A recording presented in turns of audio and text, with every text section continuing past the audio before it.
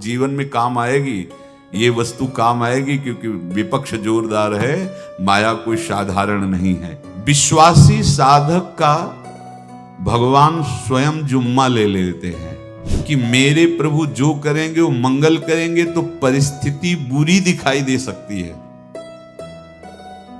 परिस्थिति भयावह दिखाई दे सकती कि अब तो सब गया ऐसा लगेगा, लेकिन वो बहुत बड़े के हाथ में नियंत्रित है परिस्थिति। देखते देखते उस परिस्थिति का परिणाम निश्चिंत निःशोक और निर्भय कर देने वाला हो जाएगा।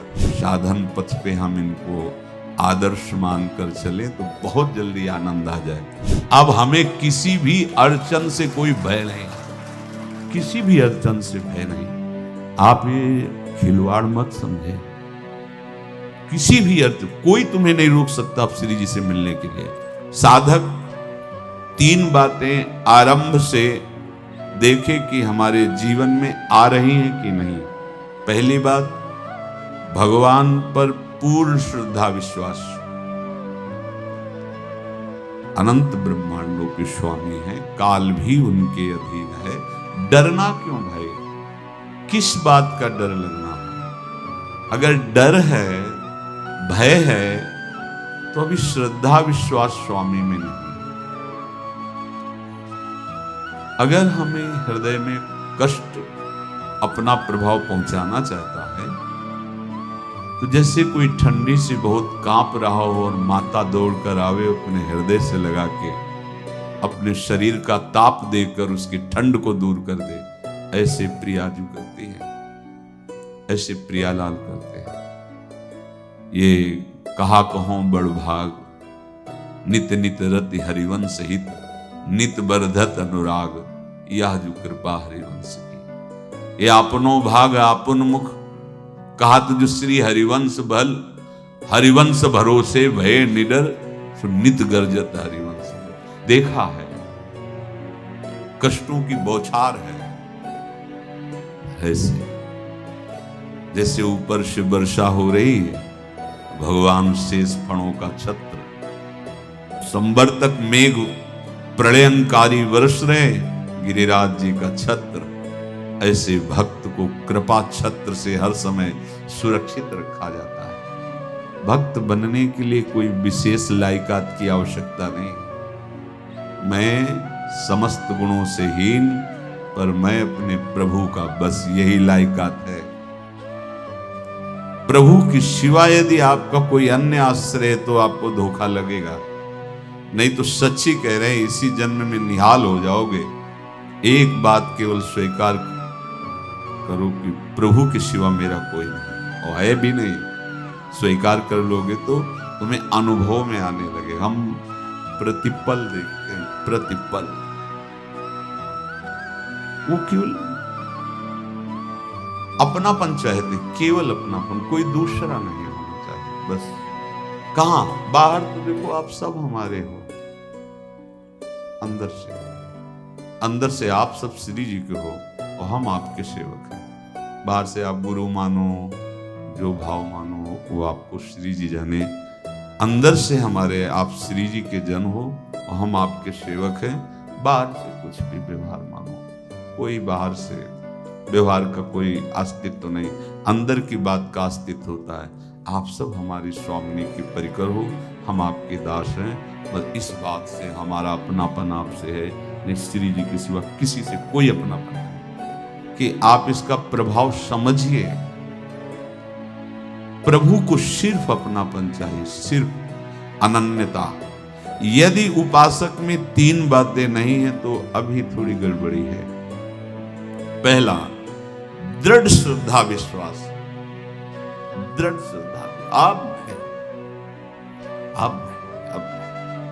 अब तो हाथ उठने का समय आ गया। आप क्या, आप नहीं, अब गाहक मत फंसाओ, बाजार बंद करो, हाथ उठा लो, चलो अपने घर चलो, समय आ गया, घर चलने का समय है।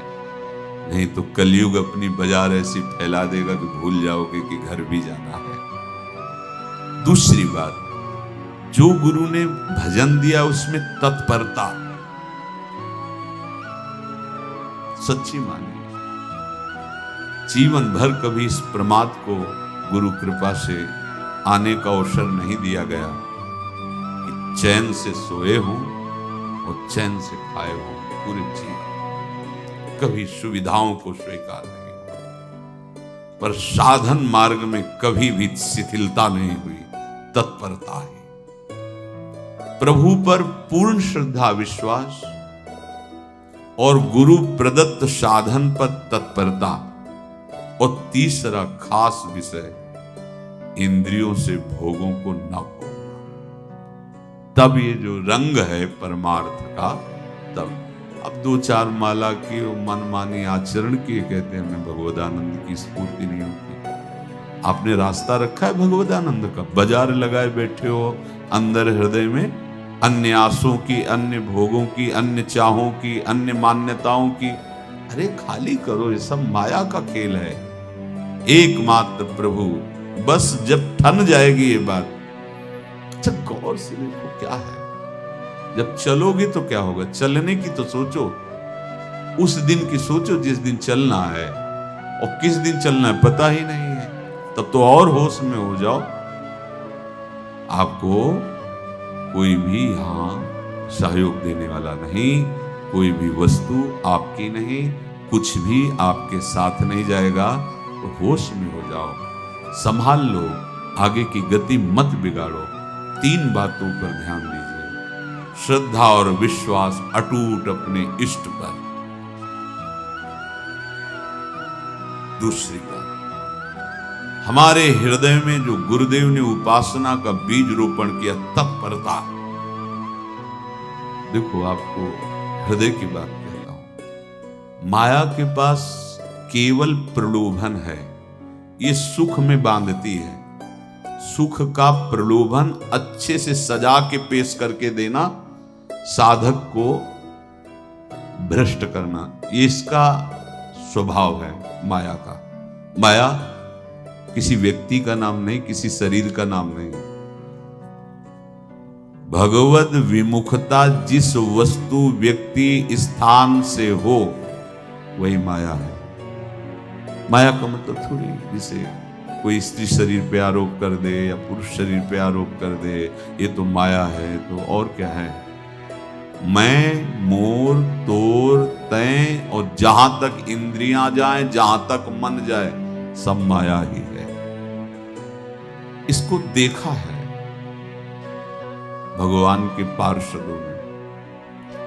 ये क्या करती है? चमकीली लेबिल लगाकर, सुख का चारा डाल करके जीव को बांधती है।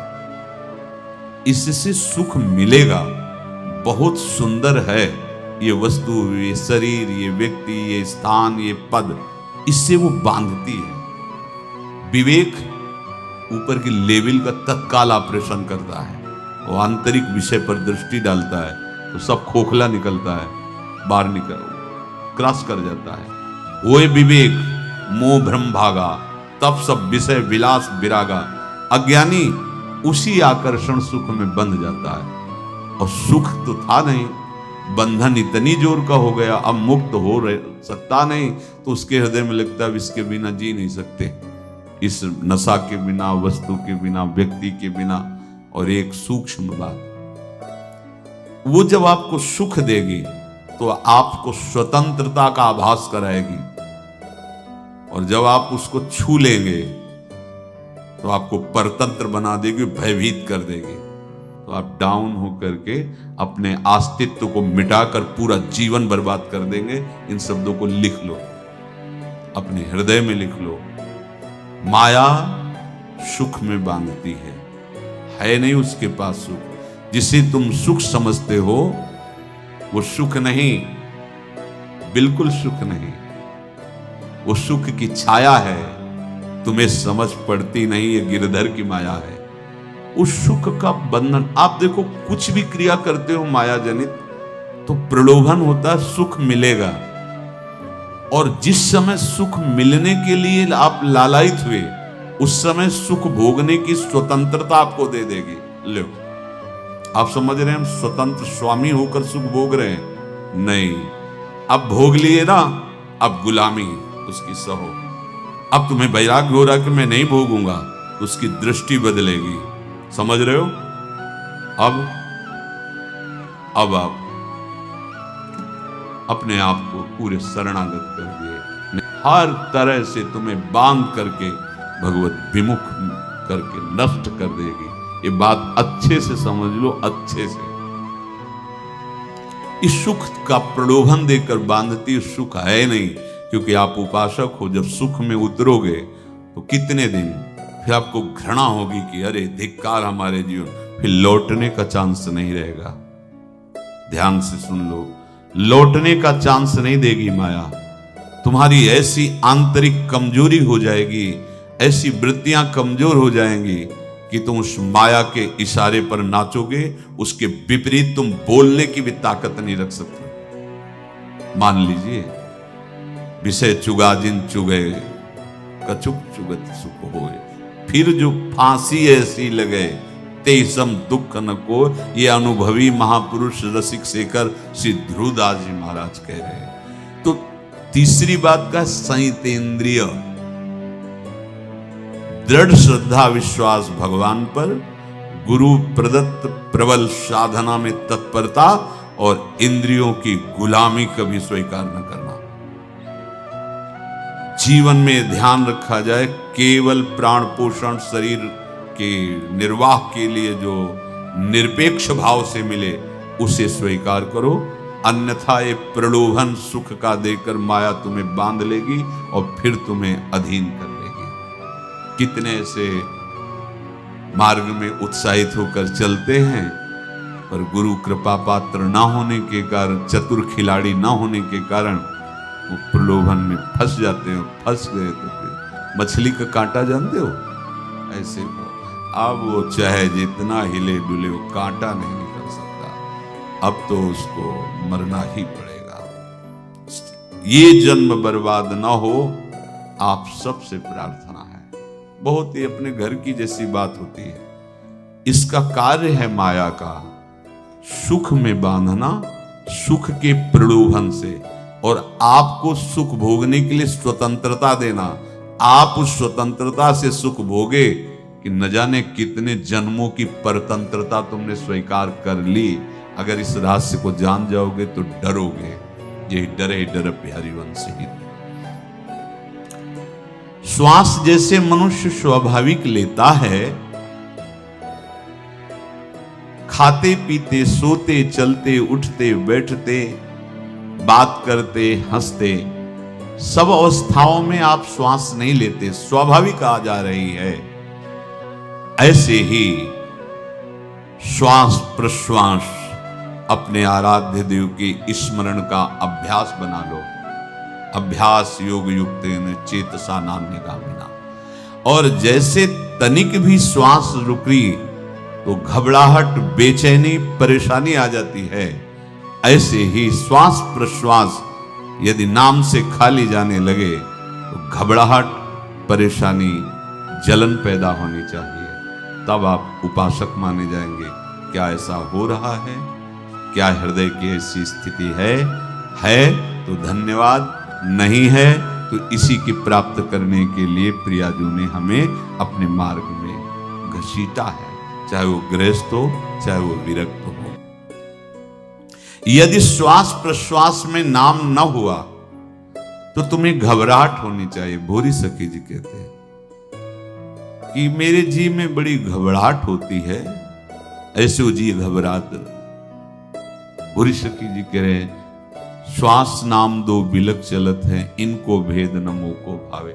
मुझे बहुत घबराहट पैदा हो रही। प्रियाजू से कह रहे हैं कि श्वास प्रश्वास में नाम का क्रम नहीं बन पा रहा, टूट रहा है, मुझे ऐसा अच्छा नहीं लग रहा। आप कृपा करो प्रियाजू, श्वास ही नाम, नाम ही श्वासा, नाम श्वास को भेद मिटावे। प्रियाजू ऐसी कृपा करो, श्वास प्रश्वास आपका नाम चलता रहे। ये बात प्रवचन ना मान करके जीवन मान लीजिए। जैसे हमारी श्वास प्रश्वास उठते बैठते चलते फिरते खाते पीते स्वाभाविक चलती है, हम ऐसा अभ्यास नाम का करें कि ऐसे चले। जैसे हमारी श्वास प्रश्वास रुकने लगे तो घबराहट, बेचैनी, प्राण व्याकुल हो जाते हैं। ऐसे ही श्वास प्रश्वास में यदि नाम रुकने लगे तो तद स्मरणेन परम व्याकुलते, घबराहट पैदा हो जाना चाहिए। नहीं होती अभी बहुत दूर नगरी, होती है तो अब निहाल हो गए हो, तुम चिंता मत करो। आगे का जो दिव्यात्मक स्वरूप है वो आना प्रारंभ हो जाएगा। रोम रोम रग रग बोले तब कछ स्वाद नाम को पावे। यही सारा वैभव प्रकाशित हो जाता है। जहां तक हो सके किसी भी अनर्थ के हटाने का तुम प्रयास और चिंता मत करो। बहुत अनुभव की बात है। जैसे तुम कहीं फंस गए, गलती हो गई तुमसे, माया ने फंसा लिया, अब निर्भय हो जाओ तुम। तुम्हारा अपमान होगा, तुम्हारी निंदा होगी, कुछ नहीं बिगड़ेगा, लेकिन पूरा जीवन बर्बाद नहीं कर देना। प्रभु के भरोसे हो जाओ कि यदि आपको अपमान और निंदा करवानी तो करवाओ, पर अब लो नसानी अब ना न सही हो। मैंने समझ गया, अब आगे बढ़ूंगा, नहीं रुकूंगा। कुछ भी हो जाए, प्राण चले जाए, सभा में अपमान हो जाए, तो भी मैं अब रुकने वाला नहीं। समझ रहे? प्राप्त अनर्थ की निवृत्ति की चिंता में नहीं रहना तुम्हें। अगर तुमसे अनर्थ हो भी गया है तो तत्काल आगे बढ़ो। तुम्हारा इष्ट वो तो जान रहा है ना, पकड़ो उसी को। आप जान रहे थे मैं फिसल रहा था, आपने नहीं रोका ना, चलो अब आपके ऊपर है। आप चाहे अपमान करवाओ, चाहे निंदा करवाओ, चाहे आप हमारा ये शरीर छुड़वा दो, अब मैं आपको छोड़ने वाला नहीं।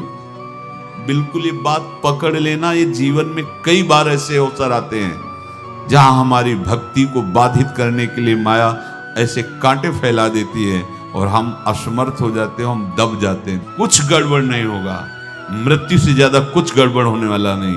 जो गड़बड़ हो गया अब दोबारा होगा नहीं, और उसमें हम दबेंगे नहीं, हम उसे क्रॉस करके आगे बढ़ेंगे भगवत मार्ग। कुछ नहीं होगा, विश्वास करना। वो ऐसे फूल जैसा निकाल के तुम्हें अलग कर देंगे। विश्वास रखना, विश्वास रखना इस बात पर। हम जोर दे के कह रहे हैं, नहीं फंस जाओगे, फंस जाओगे। कभी इष्ट गुरु से छुपाव मत करना कि अगर ये जान गए तो। नहीं, जानो, तुम जानो। क्यों जाने? गलती तो तूने की। अगर हमारी गलती है तो आपकी भी गलती है। कैसे? छोटा बालक जब गिरता है, मां दौड़ के उठाने जाती है ना, तो पहला रोष दृष्टि उसकी मां की होती है। अब तो उठा रहे हो, और जब गिरने जा रहे थे तब क्यों दृष्टि नहीं डाली? अगर पकड़ लेती तो गिरता ही क्यों नहीं? तुम्हारी माया बाजी पसारी विचित्र, सुन मुनि मोहे काकी कोड़, कह हरिदास तुम्हारे हम जीते। तो ये अपने संबंध बल से बात कर रहे हैं। झुकना नहीं, टूटना नहीं। माया का कार्य है झुका देना, रौन देना, और पश्चाताप मत करना। प्रायः कहा जाता है प्रायश्चित करो, पश्चाताप। हमारे पास समय नहीं है। राधा राधा राधा सब हो गया, पश्चाताप बढ़ा गए। नहीं तो इसी चिंता में गलती हो गई। गलती हुई तब समय नष्ट हुआ, अब वर्तमान में उसका चिंतन करके नष्ट करो, और आगे के चिंतन की गुंजाइश नहीं रह गई, क्योंकि आप अपने हृदय को इतना गिराते चले जा रहे हो, हृदय का स्तर, कि उत्साह ही नहीं रह जाएगा। यह ऑपरेशन है सीधे भगवत प्राप्ति के लिए। बिल्कुल दृढ़ विश्वास। तुम्हें अब अपनी चिंता नहीं करनी। बैठा लो, हृदय में बैठा लो। अगर भगवत विश्वास नहीं तो घबराहट पैदा हो जाएगी, भय हो जाएगा, विषाद हो जाएगा। अरे कितनी बार संसार में अपमान हुआ है, कितनी बार सम्मान हुआ है। ये कुछ सम्मान और अपमान कुछ अस्तित्व तो नहीं रखता। अब हरि नहीं छूटेंगे। भाग हरि की तरफ, भाग। बिल्कुल परवाह न कर, भाग। किसी के फंदे में मत फंस, भाग। ये अंदर की पुकार है, अंदर की बात कह रहा हूं। ये मन बहुत बदमाश है। पहले तो लुभायमान करके सुख में बंधाता है, और फिर भय और संकट विषाद में फंसा देता है। प्रभु का विधान संदेह युक्त नहीं होता। निसंदेह तुम्हारे सामने वो विधान प्रकट होगा जिससे तुम्हारा परम मंगल हो जाएगा। परम मंगल हो जाएगा। डरना।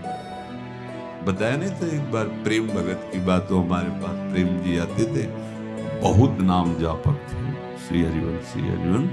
तो उनसे पूछा आपकी ऐसी नाम निष्ठा कैसे आई?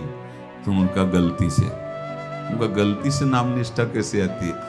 तो किसी पद के अधिकारी थे जिसमें किसी कानून के विरुद्ध उसमें दस्तखत कर देने से करोड़ों रुपया उनको प्राप्त होना था। तो रात्रि में ऑफिस में बुलवा के उन्होंने वो गलती कर दी दस्तखत की। बड़े अधिकारी थे और वो उनको पता नहीं था कि वो षड्यंत्र है। और पहले से कैमरा रख दिया गया था, पूरा वीडियो लेते देते बातचीत करते दस्तखत करते सब प्रमाण। तो सुबह जो उनकी आरती उतारी गई समाज में, वो बस घर वाले भी उनसे कि जैसे पुत्र थे पत्नी कि पिताजी पापा आपसे ऐसी आशा थी, मार दिया हम सब लोगों को आपने।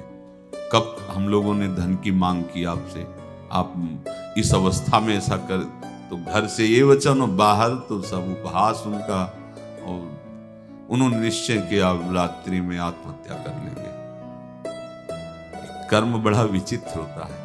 पर वो वृंदावन पहले से आते थे और हरिवंश उपासकों से मिलते रहते थे। गुरुदेव भगवान से भी उनका परिचय था। गलती किसी से भी हो सकती, चूक है, यही तो है ना। कंचन कामिनी कीर्ति, कहीं भी लुभायमान। शायद उनके मन में लगा होगा कि दस्तखत कर लेंगे और मिल जाएगा, वृंदावन वास करेंगे, झंझट छूट जाएगी। कुछ न कुछ ऐसा आया होगा, क्योंकि वो अधार्मिक प्रवृत्ति के नहीं थे, पर क्रिया तो हो गई ना। और षड्यंत्र था वो। उन्होंने सोचा रात्रि में अब हम प्राण त्याग करेंगे। धाम आना और रसिकों के संग के प्रभाव से एक दिव्यता प्रकट हुई। वो सबके सामने सोने का नाटक करके लेट गए। तो परिवार वालों, नजर तो सबकी थी कि विकसित है, परिवार वालों को लगा सो गए। तो रात्रि जब सोए थोड़ा ऐसे, तो वास्तविक नींद आ गई और स्वप्न में देखा कि कोई उनसे कह रहा, देखो तुम्हारे सिरहाने सेवक वाणी रखी है, इसको पकड़ो, मरने की जरूरत नहीं, सब ठीक। जगह तो सेवक वाणी सिरहाने रखी हुई थी। जैसे एक भक्त को तुलसी दल नामक ग्रंथ सिरहाने रखा। अरे अलौकिक शक्ति संपन्न भगवान और भगवान के पार्षद। बस सब बात हट गई और उनकी जिह्वा और उनके मन ने, जैसे ना मरने वाले को प्राण मिल जाए कि भाई प्राण रक्षा, ऐसा को श्री हरिवंश हमारे रसिक समाज में जब वो आते थे उनका अच्छा सम्मान होता था। तेजो में चेहरा हुए वृद्ध शरीर, श्री हरिवंश ऐसे चलता रहता, बात करते और श्री हरिवंश ऐसी नाम में रति देखी। देखो ना क्या हुआ, घटना क्या थी, दृश्य क्या था, जीवन बिल्कुल व्यर्थ हो क्या गया।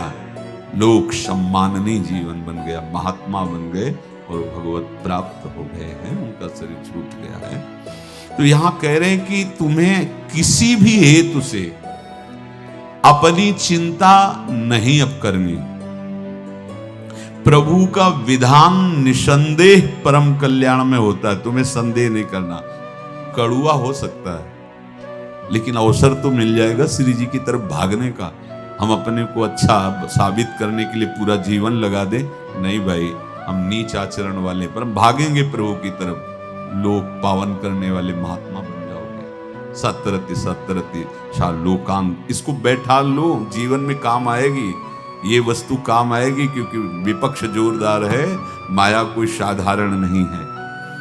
विश्वासी साधक का भगवान स्वयं जुम्मा ले लेते हैं। विश्वासी साधक का भगवान स्वयं।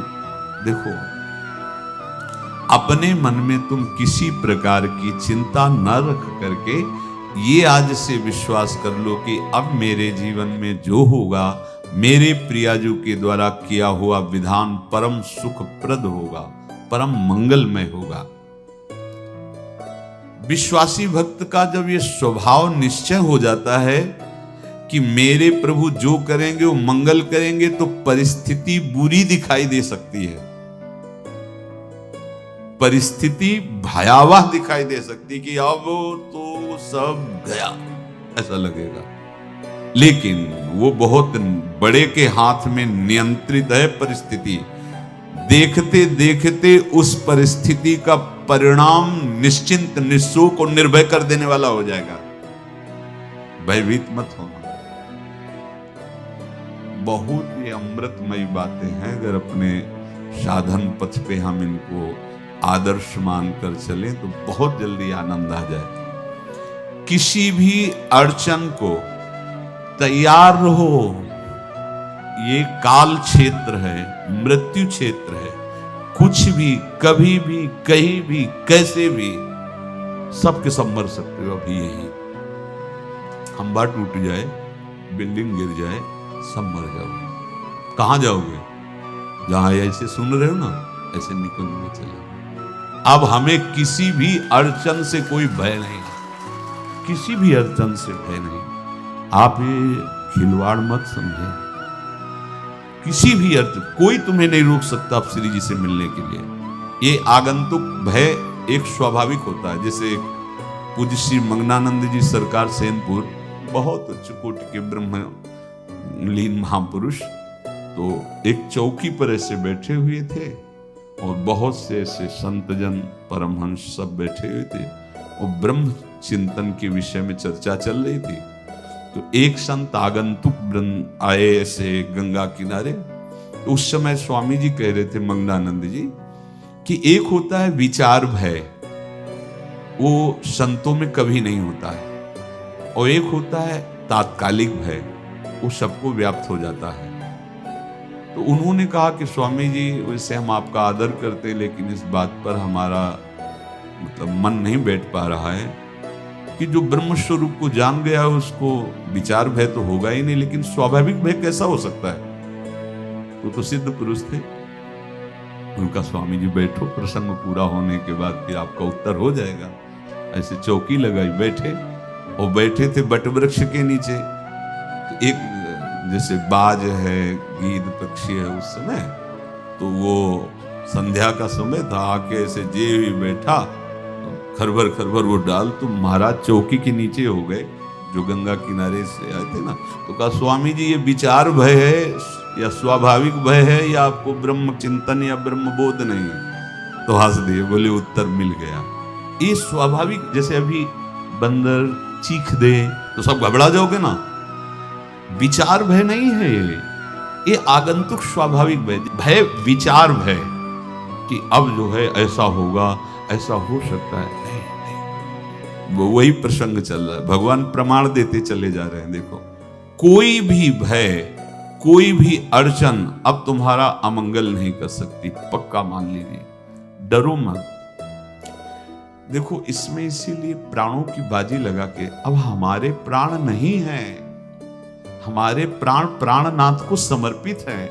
मेरे प्राणनाथ श्री श्यामा, तो क्यों भय करें? तो हम ये सब कर किसके लिए रहे? श्यामा जी के पास पहुंचने के लिए। श्यामा जी के पास पहुंचना, हमें श्यामा जी के पास जाना है। ये बिल्कुल छोटी मोटी बातें, अंदर ये जो सांसारिकता है, इसका त्याग करो। आप इस बात को समझो। गुरु गोविंद सिंह, लाखों की समाज बैठी हुई थी। उन्होंने कहा कि अगर तुम आजादी चाहते हो तो तुम्हें अपने प्राण देने पड़ेंगे हमें। खड़ा हो कोई व्यक्ति जो अपने प्राण देना चाहता है, मैं उसे आजादी दो प्रकार की, प्राकृतिक आजादी और एक दिव्य आजादी, दोनों देने में समर्थ थे गुरु गोविंद सिंह। सिखों के आचार्य हैं, बहुत ही अध्यात्म बल और शारीरिक बल से भी पुष्ट एक खड़े हुए हैं। बोले आ, गड़ासा हाथ में अंदर गए और ऐसा लगा कि उनकी गर्दन उतार दी गई और ऐसे रक्त प्रवाह सा नाली से बहा, जो सबको दिखाई दे रहा था। और कोई है? जब पता ही चल गया कि गर्दन उतारी जा रही, रक्त प्रवाह, वो कहते मुझे तुम रक्त दो, प्राण दो, मैं तुम्हें आजादी दूंगा। 2 3 4 5 अंदर ले जाते, ये आभास भी नहीं होने दिया कि वो जीवित है। 5 तैयार, पूरी सभा में 5 तैयार। बोले ये पंच प्राण प्यारे हैं भाई, इतने से एक एक से 1.25 लाख को परास्त कराऊं, देखना मेरा नाम गुरु गोविंद सिंह न धराऊं। यदि एक एक से 1.25 लाख को परास्त, क्योंकि प्राणों की बाजी समर्पित कर दी। अब क्या भय, माया से आजादी प्राप्त करने के लिए भयभीत होना तो बिल्कुल जीवन में छोड़ दो। विचार भय नहीं होना चाहिए, ये स्वाभाविक भय होगा। अभी कोई ऐसी आवाज आ जाए, वो ऐसे स्वाभाविक होता है, उस पर तर्क वितर्क नहीं किया जाता। विचार भय नहीं होना चाहिए। जानते हो, तुम्हारा जीवन, तुम्हारे प्राण, तुम्हारा शरीर हरि को समर्पित है और हरि के अधीन काल है, कुछ नहीं हो सकता, और जो कुछ होगा वो परम मंगल होगा। किसी भी अड़चन को भगवान के सौहार्द के सामने अड़चन मत मानना।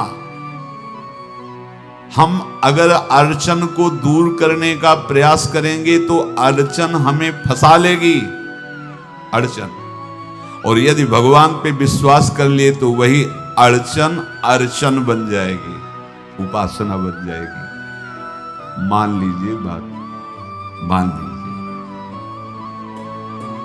आप लोग तो गृहस्थ में देखा होगा, हमने देखा है, बच्चा गिरा, रोने लगा, माँ उठाने आई, छाती से लगाया, वो माँ के थप्पड़ मार रहा है। यद्यपि वो कुछ जानता नहीं, पर भाव जब उसके देखे, बलिहार है, इस वात्सल्य की बलिहार है, ये माँ को मार के कह रहा है, थप्पड़ मार के, अब तू छाती से लगा रही, जब गिरा और चोट लगी तब तू कहाँ थी, क्यों ले उठाया, ये अधिकार। हरि वो तो अल्पज्ञ माँ है, पर हम तो सर्वज्ञ हरि के वात्सल्य में डूबे हुए हैं। हमको तो भय बिल्कुल नहीं होना चाहिए। हाँ, जानबूझकर इसका दुरुपयोग मत करना। विश्राम की तरफ सत्संग जा रहा है, ध्यान से सुनो। कोई भी अड़चन, अब हमको प्रयास नहीं करना उसको दूर करने का, ये जिम्मेवारी हमारे प्रभु की है। और प्रभु के ऊपर अगर आपने भरोसा दृढ़ कर लिया तो हर अड़चन अर्चन बन जाएगी, भगवान की पूजा बन जाएगी। पर देखो, इस बात को लेकर के हमें अशुद्ध आचरण नहीं करना, गंदी बात पे नहीं उतर जाना कि आप बचा लेना जो भगवान हो।